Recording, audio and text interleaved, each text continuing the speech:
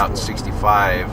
Well, we'd been very close during training and during the time we were in India, even though we were separated across the state of Andhra Pradesh. So we were a very close group, and then all of a sudden we're in New Delhi in 1965, and we go our 33 separate ways. And then there was a period of about 30 years in getting together in 1993 in New Hampshire. For me, it was just another real highlight of my life, just to see these folks that had kind of been around the same era. We missed the arrival of the Beatles because we were in India, and so we just had many common bonds. And it was just amazing to go back and again revisit with those people that instantly you had so much in common with. Well, help me out as soon as you recognize the tune, and Lynn, you too, okay? All right, ready? Happy birthday to you. Happy birthday to you. Happy birthday to you. Happy birthday to you. Happy birthday to you. Happy birthday to you. Happy birthday to you. Happy birthday to you.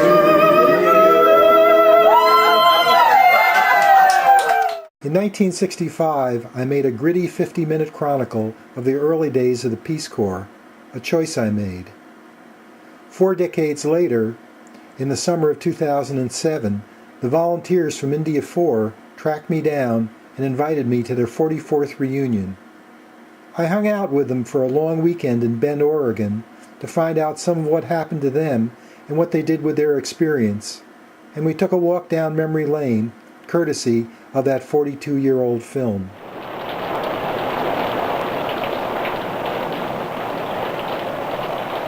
We had taken, it's about a 24-hour trip, I guess, across, and I don't think any of us slept very much. And we got to Bombay. It was the monsoon, the hottest, stickiest, heaviest air I've ever felt. And I couldn't help thinking, my gosh, is this what it's going to be like? Really, as an American, well, even just average means, you're very fortunate. You're just born lucky, actually. The education you have, well, you're expected to get. It's not something you even got to struggle for, really. And there was a chance to make some practical use of what I'd sort of lucked into all my life.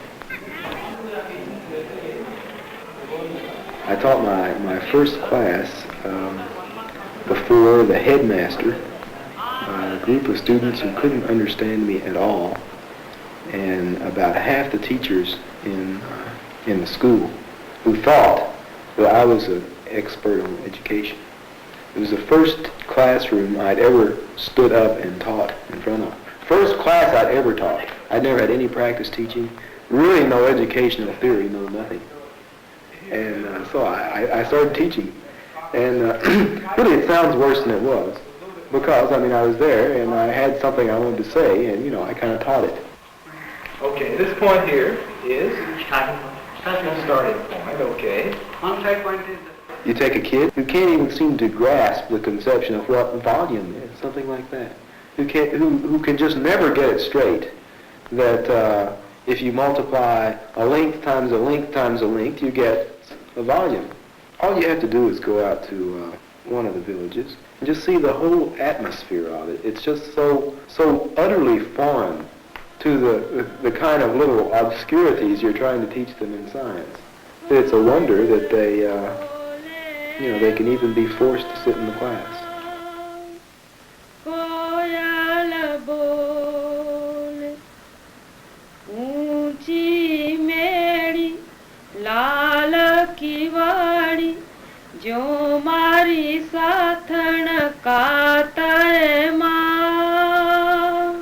Susan and Lois looked around the hospital, and then they met with the matron, and she asked them, "What do you want to do?" So they asked the matron, "Well, what did you want us to do?"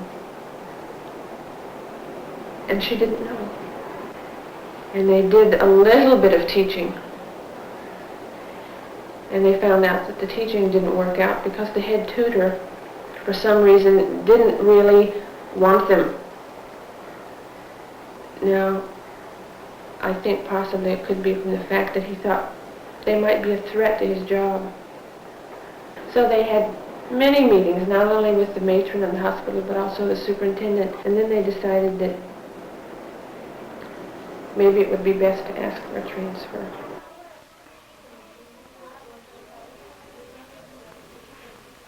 You know, when your baby's starving and you know it, and there's nothing you can do about it, absolutely nothing. You don't think about the political or philosophical arguments, and not really being able to feel the same way the people who feel who are suffering. But it's so difficult for those people. I mean, you're a Peace Corps volunteer in India, but you've got something to eat. You know, you weren't starved.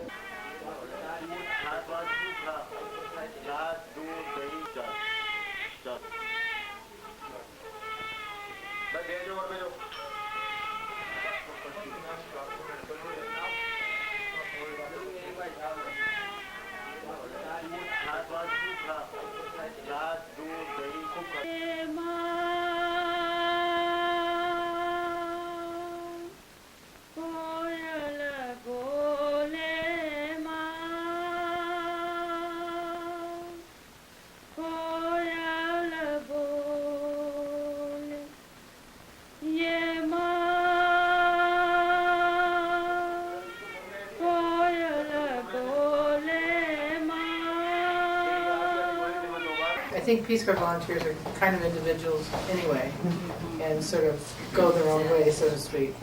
And I think one of the ways it influenced what I chose to do when I came back was I started doing childbirth education. It was at a time when husbands weren't allowed in the delivery room, so it was one of those things that was still something that I wanted to fight for, something that I thought was important.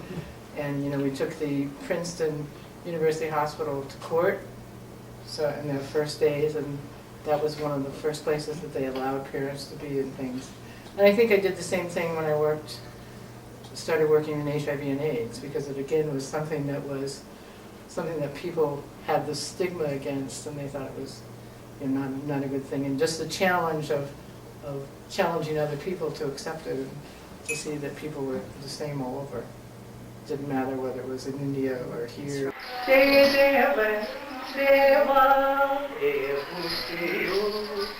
Deva, Deva, Sayatalaki, Kamunga, Savela, Natarajan, Kavava, Tayum,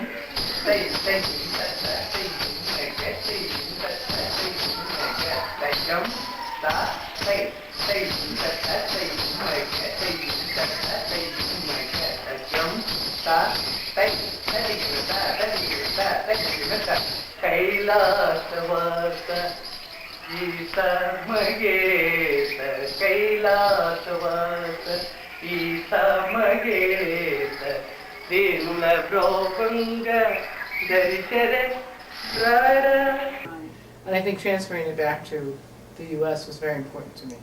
Exactly. Because we have a lot of things in our own country that still need to be changed. One of the first lessons that I got from India was that, there's just a lot of different beliefs people have, a lot of different ways of doing things, and they're valid. Well, when I came to my first reunion, which was your second, I was astounded. I was afraid people were all conservative Republican business people. No, I was serious. That kind of sold out.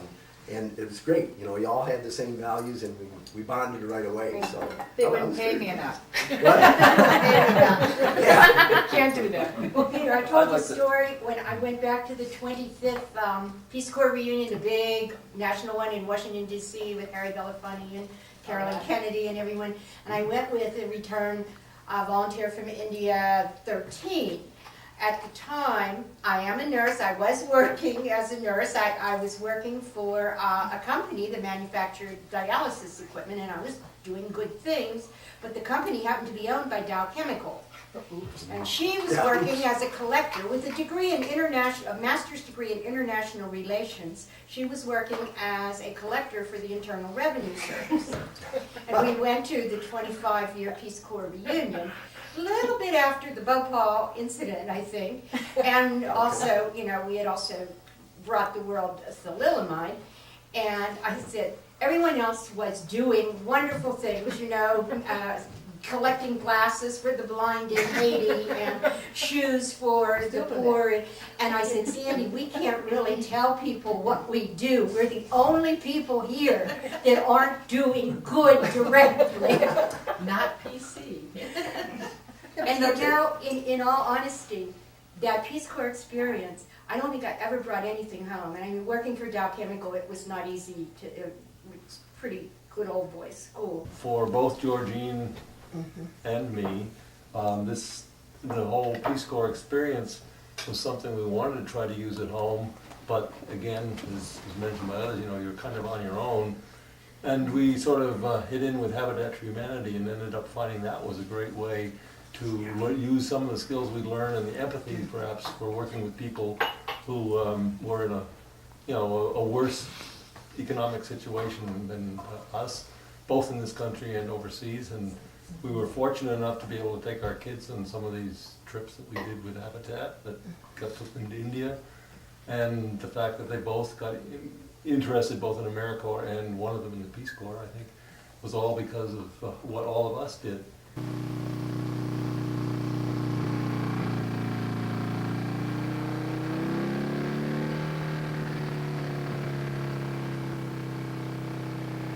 About 300 birds here, and the fellow was struggling to produce enough eggs for the consumers.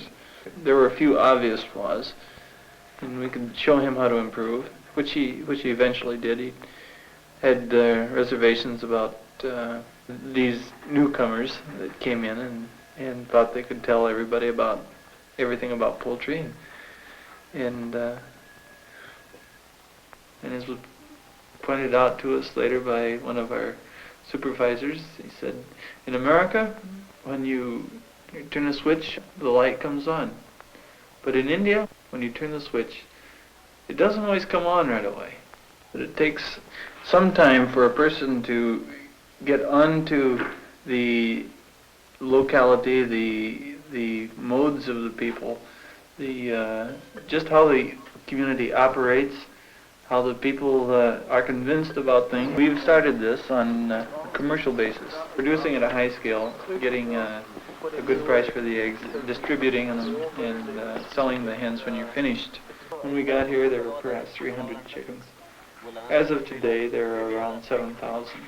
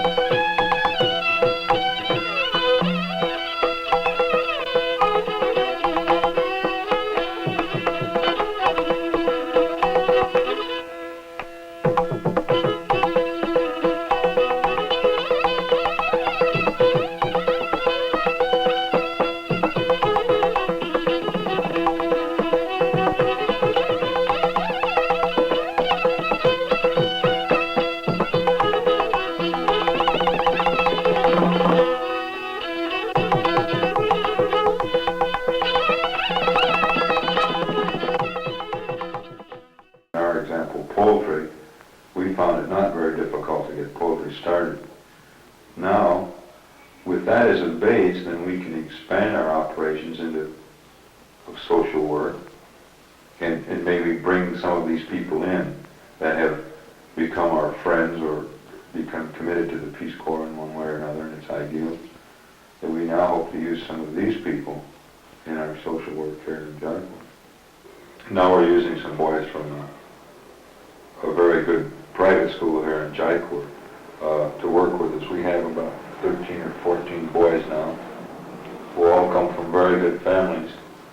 So right now, they'll be the leaders. I know, but I know I'm ready because Father Greg really wants it. I don't know.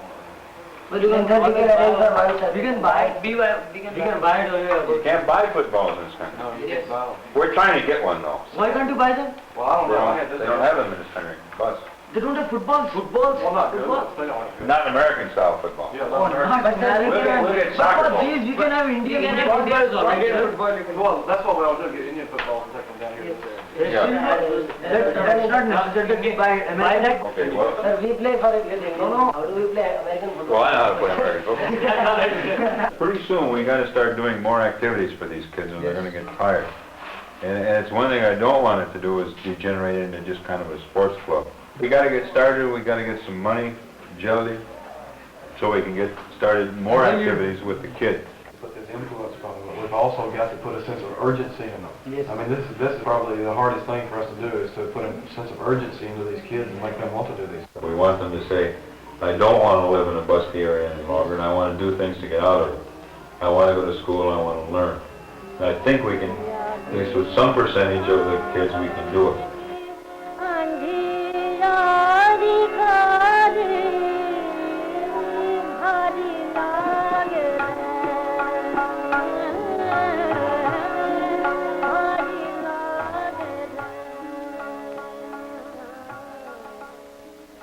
There's been a real migration, I think, of those people who had the drive, the ability to get out of the village and had I think there's been real opportunity. And I'm not sure that we didn't impact some of that. Some of those people have touched them. And I don't know that we all know, I know how many of you have had contacts from merchants or people in your village that have gone on and done other things and become part of the revolution that's taking place there. I think he said he was still using some of your equipment that you left behind. Oh, yeah. And when I left to go home then and left India, I gave all this stuff to it. And he actually told me the story that he brought this Craftsman drill back to the United States like 30 years later because Sears guarantees their Craftsman drill. And he got a new one. Smart. But in Mysore and Hyderabad, it's just incredible. That's now in Silicon Valley, Hyderabad, and over near Bangalore. Yeah. And it's just because I meet people who've been there and stuff. I've never been back, but it's incredibly different. A lot of times when I get these telemarketing calls, I'll say, Bagunarani. Yeah. And I get this silence. And then I say, Telugu Mamada. I usually just throw in the Bahut Shukriya as fast as I can when I'm talking to the AOL person, and then all of a sudden they can fix it. I use Indian words for my passwords on various internet sites, and I dabble in magic, and whatever trick I do, I usually say I learned in India, even though it's not the case. I sort of have this vision of you climbing up, doing the Indian rope trick, and, Yes. and disappearing, and saying, "Wow, where did he learn to do that one?" Little town in India called Tekali. Well, Tekali is not a large town. It's just a little more than a village.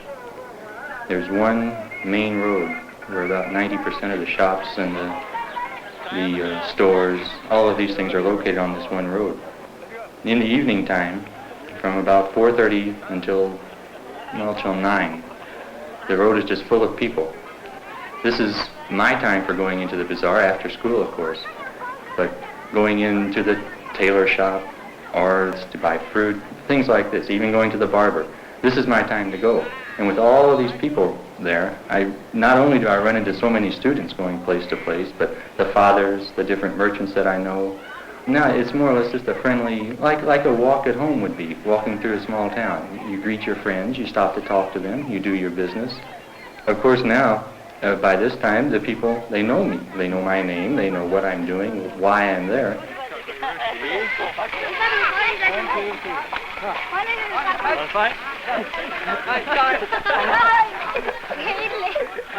I'm sure that some of these boys will be teachers. And perhaps just this experience with somebody who had some different ideas, different methods and different goals is going to make them more discontent with the way things have been, the way things will be after we go.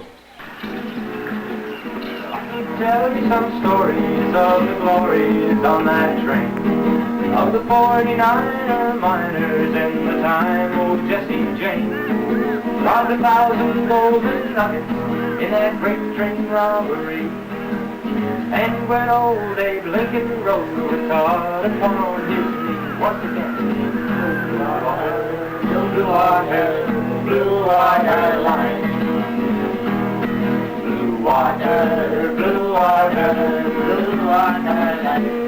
If you can't afford the water, then you want to give a dime. Right behind the school, there is one of these small, narrow gauge railroads. It looks like something that should be in an amusement park. It's kind of a connection between the main line of the railroad between Madras and Calcutta. Top speed is about 5 miles an hour.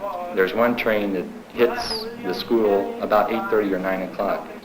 And so a good percentage of the boys who live in the villages along those 4 miles use this as their transportation to school. Naturally without tickets, but the train is going so slowly anyway. As it comes past them, they'll jump on. When it comes to the school, they jump off. Again, it's a big joke to them.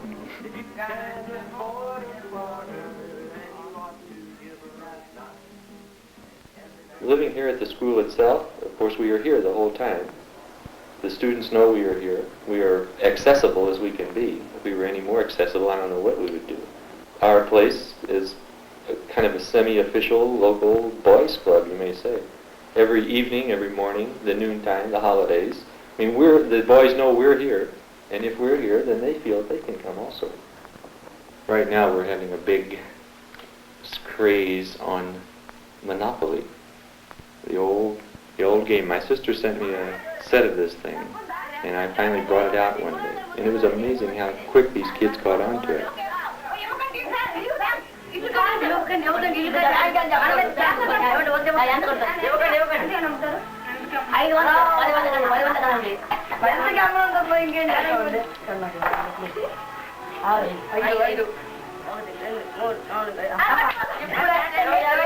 And I just began. Some boy would come with a cut or a scratch or something, put a little tincture or something on it. If nothing else, I can put a Band-Aid. I've run through several hundred Band-Aids, as a matter of fact. I mean, of course, I don't begin to fool around with, they start telling me they're having heart pains and all this kind of thing. I mean, I'm more or less specialized in external medicine. At the same time, with a violent pull, violent. Very much straight. You have violence. Very. Okay. This pull now, which gave me excessive pain. Excessive pain. Very much pain. He says, I a little loosened the strings that tied down my hair on the left side. He loosened these ropes. Now, loosened. He did not pull them out. They became loose. So he could move his head now about 2 inches. Only that much, 2 inches, see? Now, his head is almost back. Now he can move like that. 2 inches. All right, now. But he says, these little people, they ran away before he could seize them. Seize? That word? Seize. Seize. Seize. Yeah. Okay. Now see these little people. He has this one hand now. Now he wants to grab them. But they ran away. They ran away. That's good. All right. Now, what did you find on the road?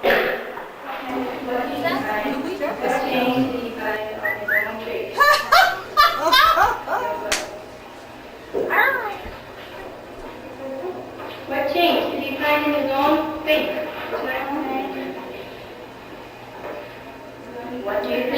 girls and not boys, so you don't know.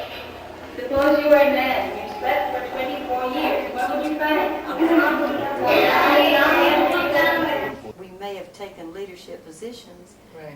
but except in Brent's case, maybe, I don't know of any of the rest of you who were in the state legislatures, but we work at the grassroots level, and I think so. and we try to affect change that way, but I don't think we're going to affect national politics. And to expand a little bit on what Kathy said about grassroots, a lot of us brought up families and so on, which took up a lot of our time, plus working as nurses and so on, which was a caring profession to begin with. For myself, I became more politically active. I'm well aware, and I've walked picket lines, and I've walked protest lines, gone to city council meetings, and that sort of thing. So, it's a grassroots level, but it still spills over, I think, from the Peace Corps experience. I think they were afraid of us way back. So there was a rumor that Nixon had destroyed the Peace Corps records and things. I don't know if that was true, but that's what I heard. Along with his own. The political spectrum shifted back and forth with national service. There was it tended to be when the liberals were in, we were going to change society, we're going to change community, we're going to organize, we were going to make things better. When the more conservative elements politically got in, it was we were going to educate the volunteers and make them better citizens and do safer things. We would go from service under the conservatives to community organizing under the liberals. And I watched that pendulum swing back and forth as the administrations changed. But all the time, the people volunteering were just like us. They were all the same kinds of people. I don't know how that reflects on this group, but it got to me that there was kind of a pattern for a long time that you got a lot of Catholic girls and a lot of Jewish boys. And I don't know where that came from, but no, I mean, it was part of the, I don't know whether it was... And what did it produce? A lot of confusion. But I don't know. I have always felt that we were very much a product of a very finite time in our history. The very fact that we all went and didn't quit and didn't whine, well, we may have whined. When I came back from a trip once and had bed bugs in my bedroll, and then shortly afterwards, my cook's a little girl came down and slept in my bed, and I had head lice. Then I woke up one morning and there was a rat on the top of my bed and he scurried down and off, and I came close to saying, "I'm out of here." In the whole 2 years. Yeah, they would come across it. Well, they would be crying. Yeah, Handshake poems. when we were there, it was the rich and the poor. That's right. Well, it's just more rich, but still a lot poor. Yeah, because when India got its independence, 1% of the people owned all the wealth in the country. We used to always talk about this, and well, you're here for 2 years, but we will be here forever. Yeah. And should we really go into the village and tell the people what wonderful things there are that they'll never be able to have? Well, I saw some of the things that I thought were necessary, like better sanitation. So I went to the people. I showed them the plans for a sanitary type latrine, and I asked them to build it. And later on, I went to the Rotary Club. I gave them a talk on, sanitation, a 1-minute talk. And all these people said, that's a very good idea. And that was something like 6 months ago. Nothing has been done. And I also was trying to set up a program in physical education there. These students don't have any actual class type, physical education. They're just, let loose, okay, you want to play, go play. So I got the permission of the superintendent of the elementary schools, and for 1 month straight I showed them all these exercises, and they taught the teachers how to do it. And 1, 2, 3, up, and 1, 2, 3, up, and 1, 2, 3, up, and 1, When I left, I said, okay, I'm here a month. You could do it yourself now. I says, you please try and do it. I think these children like it. Why don't you, do it? They all said, oh yes, yes. Next day it was stopped. Never, nothing. Rama and Gopal are boys. You give me one. No, this is that night school that I started over a year ago. It's the only place where there's a light. I went to the cinema yesterday, or I went to the drama yesterday. Not past tense. You say in present tense with the word. Present. I will go. I will go. Or future tense. I will go to the cinema yesterday. I will go yesterday. Tomorrow. These are the remainder of the people who are coming constantly since 1 year. One man is a radio mechanic. Another man is a rickshaw driver, and some of these other boys. There's a few boys that are coming. These boys are some students in the school. They're actually going to school. To the drama. Huh? Tomorrow I will play football, or I will do my homework. Huh? Understood? I'd like to help them. I understand, some of their difficulties, and I still know that a lot of them are scoundrels. I'm not saying they're beautiful people, but maybe some of them they'll just realize that when they get older, some of these people and some of these young boys that just the life that their parents have isn't the kind of life. Maybe that's what'll be left behind. I don't know. Give me a pencil. Give me a pen or pencil. Naku kalamu gaani, pencil gaani immu. I love my mother. Nenu na tallini premintunu. She gives me food. Ame naku aharamu nichunu. I love my mother who gives me food. A lot of us had probably joined the Peace Corps because of President Kennedy. And we were in India, all of us. Kennedy was shot. When did India Four arrive in country? Hey, September of '66. September. Yeah. So you were there 2 months before Kennedy died. Yeah. Right. And sometimes when And I don't know about the rest of them, but I just loved John Kennedy. Somebody came up to our little bungalow where we were staying on campus there and knocked on the door like at 4 o'clock in the morning. It was an Indian merchant, let me know, and he had heard. And by 10 o'clock in the morning, our veranda was full of flowers. From all over Kakinada, people brought flowers. Everybody wanted to do condolences. The thing that we experienced that people back home didn't experience was the intensity of the Indian reaction to it. Right. And I think that was one of the things that made me most grateful to India. The weight of the water displaced. By the body. By the body. Now, how much water is displaced by this? How much water is displaced? An equal volume of water. Okay? Now, I want you to find the volume here. Find the volume here.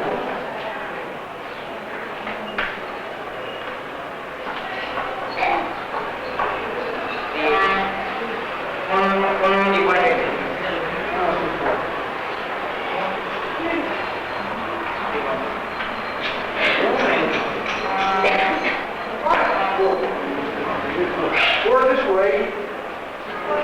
Pour this way. Pour this way. What is the volume? 64. 64 what? 64 what? Cubic centimeters. Okay. Common base. Common base. All right, now the common base, the base of common logarithms is 10. All right, this is not use 10, we use some number. Huh? Now, you can prove these. You have just proved them for me. One student has proved each one. I have another question. Can you use them? What good is it to prove them if you cannot use them? All right? I'll give you an example. What if I say the logarithm of x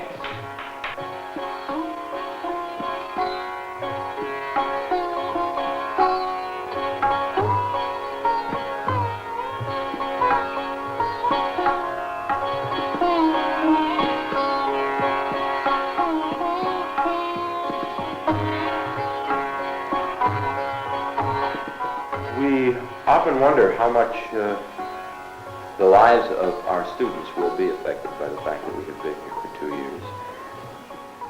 I think we're finding out more and more as we go along that the whole thing is down on an individual, personal level. We've all felt, and I'm sure we've all felt, an impact on individual students. This is why it has been a rewarding experience. Almost every week you have a different kind of breakthrough.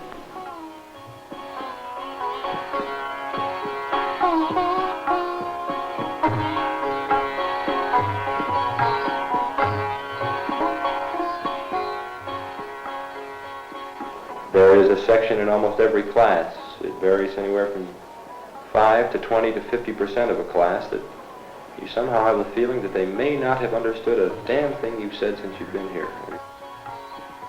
And it sounds terrible.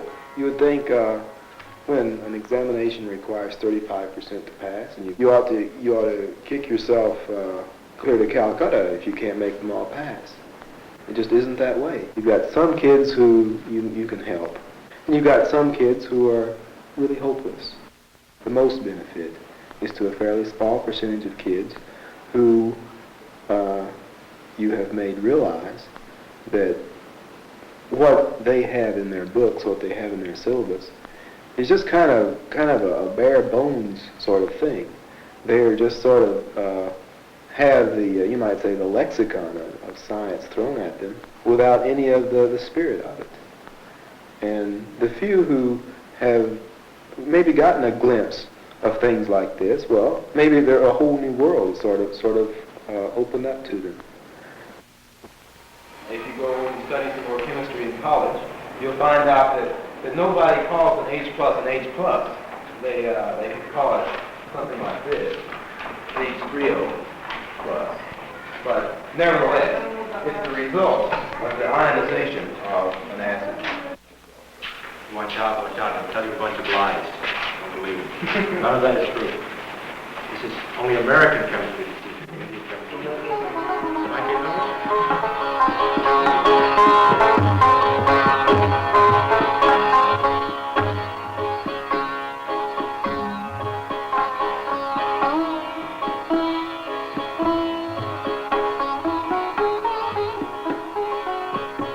If you think of yourself just as a teacher, it's really easy to get frustrated, as I suppose it is teaching anywhere. I mean, I think if you're, even if you're a good teacher, it's not really too positive an influence if you just sort of live to yourself.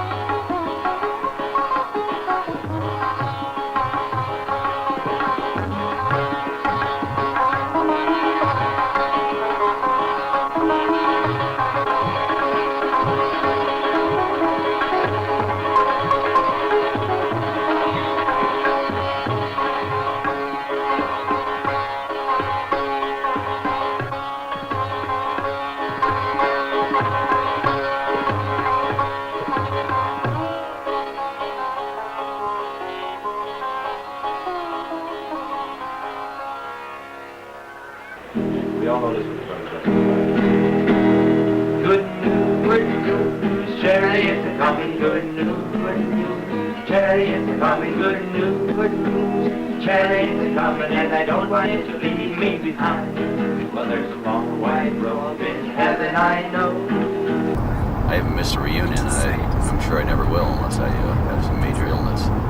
And you just feel like you're closer involved with what's happening in their lives. We get to the point now where we've had some deaths in the family, and that's going to be an increasing occurrence. And maybe that makes it more immediate for all of us to really experience and enjoy the short times that we have together. They came up to me and they said, "Oh, I'm so sorry to hear about the Peace Corps volunteer who drowned." And I said, "What Peace Corps volunteer?" And they said, "Oh, I don't know, Cynthia something." And my first reaction was, I said to her, "You're lying to me." I mean, it was really a shock because Cynthia and I were very close. Were you there, Brent? No. Some of my students said, "Linda, you should know that nobody should swim there because everybody dies there." And that's the kind of thing we don't know, So it was like, oh my. One of the things that I've certainly noticed in the last few days of being here is the level of both compassion and comfort that people here have around issues of mortality and limitation. I mean, the support that Joanne has in this group, and but that everybody has had their own issues of life and death, and it's there's always been sort of a mythology, at least, and maybe the truth that in the United States, death is sort of the one thing you never talk about. It's even worse than politics and religion. That's and true. yet this is a group which really seems much more comfortable with those kinds of issues, both for themselves, their parents. I wonder how much of that came out of having been in India, and where there's just a different sense of what life and death is. My students used to always say to me, "Linda, in my next life, things will be so much better." So that was always a wonderful expression that they would use, especially when things got really hard or difficult for them. Well, it wasn't hidden like in America. I mean, outside of where we lived, there was a road that went out to the Ghats where they cremated the bodies so that we'd have funeral processions. With the corpse, like on a plankin coming out, carried them out there. The other thing is birth. Where we were, the man could not be around at all. It was a woman's thing, and all the women in the village would come and sit around the woman who was in labor, and sort of it was this nice communal thing with the women in the village.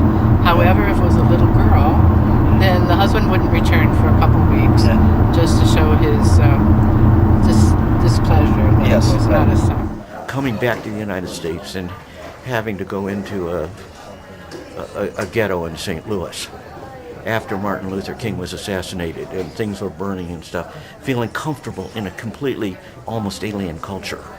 Or dealing with Eskimos north of the Arctic Circle, or Native Americans here in the western part of the United States, that kind of ability, to go work cross-culturally and to work with different kinds of people was something that was very much learned in the Peace Corps.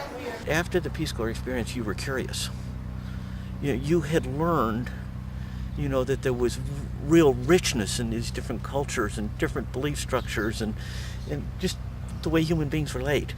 And instead of being, insecure and defending what your belief structure was or how you grew up, all of a sudden you were curious about learning about other people. Service, national service, Peace Corps volunteers, VISTA volunteers, there is a secret staff. There is some kind of an understanding or an alliance, or at least it opens a door. You can go into a group of professionals you got to deal with, and all of a sudden you find out that Mary Jo or Bill was an ex-Peace Corps volunteer, and they might have been in Colombia or they might have been in Russia. It didn't really make any difference, but you had something in common. And I think that for the very health of our society, that it would be a good thing that everybody was required to spend a year or two, say 18 or 21 years old, maybe out of high school, serving their country. They can be doing ecological things, they can be reading books for the blind. There's a job for everybody, even people who are limited in some way. There are things that could be done, but I think it would build a healthy sense of national service into the country, And I think it would be very useful to get people to move across some of those barriers, to work with people of different culture, different color, different economic status, different problems. Rural kids to be able to work in an urban area, urban kids to work in a rural area. I think that it would build a healthier country and a healthier society. One of those things, I didn't know how to do it. And it was in this tiny little storage room. So I go in and the cart's facing that way. So I turn the power on and I try to back it up. It doesn't go backwards. It only goes forwards. So I had to try to back this cart up in this tiny little room. I was going back and forth. I kept running into the walls. They had hangers hanging with clothes that people had on hold. I knocked all the clothes off the hangers. Just trying to do a good But deed. then when you get out and you push the handle, it goes really fast. I only ever tried it once. I remember when the psychiatrist in Peace Corps training asked me, well, how aren't you worried about spending 2 years of your life in India? And I thought, well, I've got a whole lot of life left. So that seemed like a very small part. You know what I mean? But in retrospect, was it a very small part? In terms of time, it was. In terms of experience, it was a very big part. It was a fabulous part. For a volunteer, it's almost like being, to use late President Kennedy's words, a new frontier, because here we can actually create something in society. Maybe just sort of a blind sort of optimism. But I prefer blind optimism to blind pessimism, actually.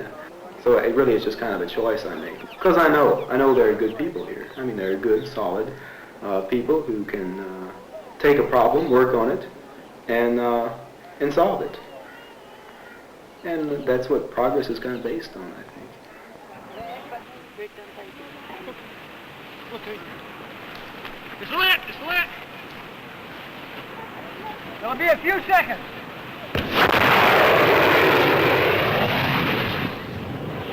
5 feet! 5 feet! I told you 5 feet!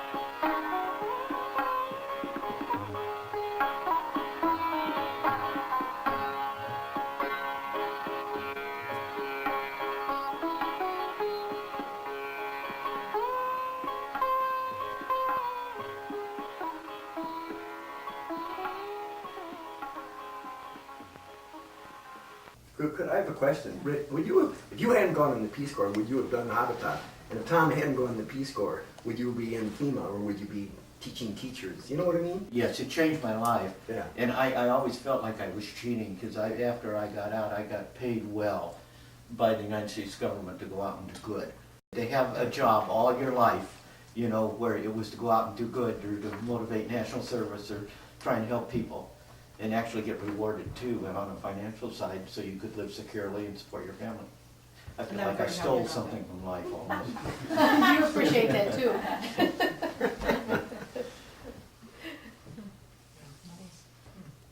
Of course, that's the way it should work, right? I don't know. That there's all this stuff to do in this country and around the world that needs to be done, and the people who do it well get compensated at least reasonably for what they're doing and feel good about it. Doesn't sound very weird. It just sounds improbable.